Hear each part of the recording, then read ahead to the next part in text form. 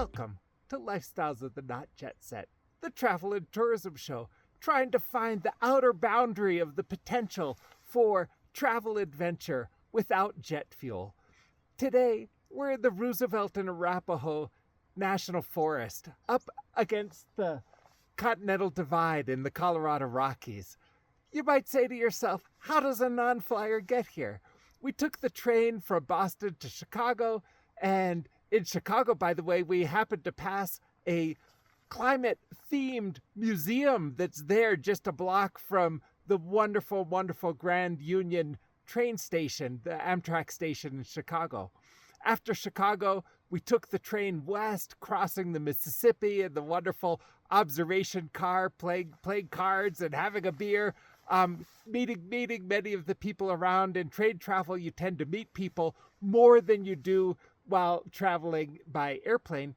And then the reason we were out here in Colorado was partly for enjoyment, but partly because I had work travel to the annual meeting of the Agricultural and Applied Economics Association.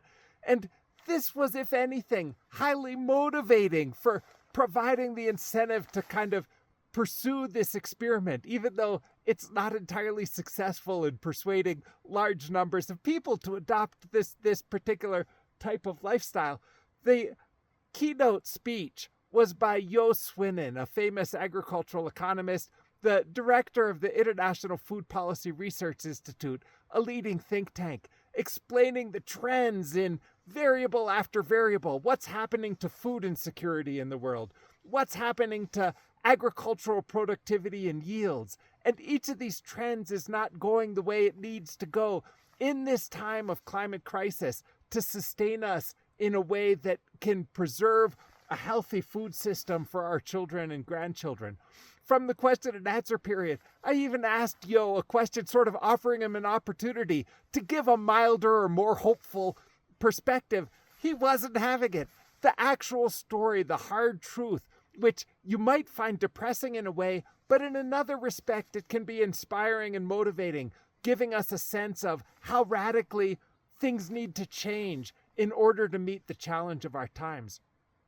In order to get up here, we walked up from the Beaver Reservoir and past wonderful fields and meadows. And then as we're here up, at about 10,500 feet, enough to be able to feel the altitude, and reflecting on what is it in life that brings us joy? Is it all the goods and accumulated possessions and high jet fuel travel and hobbies that sort of burn up the environment?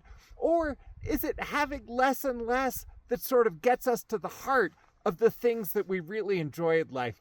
Earlier, I didn't see it. My wife saw the moose wandering by here, and there's a bald eagle up on the cliffs on the right. You can see the glaciers behind me, even though it's July, and the pond where we've cast our tent. And then there was an afternoon thunderstorm. We were feeling very pleased to have been able to set up the tents before the afternoon thunderstorm, and our world shrinks further and further. First, just to all the possessions that you can carry on your back in a backpack, and then even further as the thunder and lightning are around us, and the rain is landing on the tent, which was well constructed, so we were sort of dry and comfortable reading fiction stories, passing the afternoon here.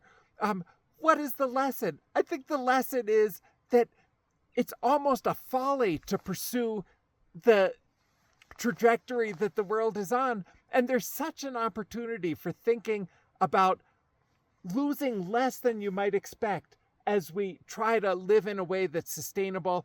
And in particular, for people who have the income to travel widely, to consider doing it in ways that burn less fossil fuels.